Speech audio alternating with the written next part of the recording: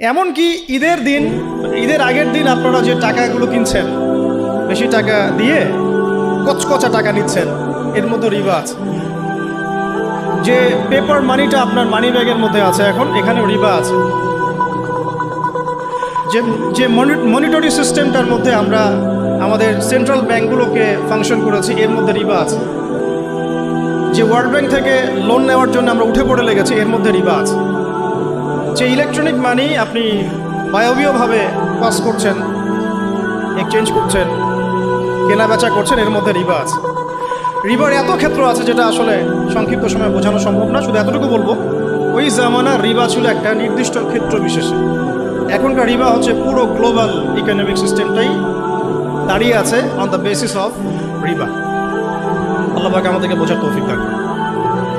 আর আপনারা খুব ভালো করেই জানেন রিবা এর 70 বা 73টা পাপের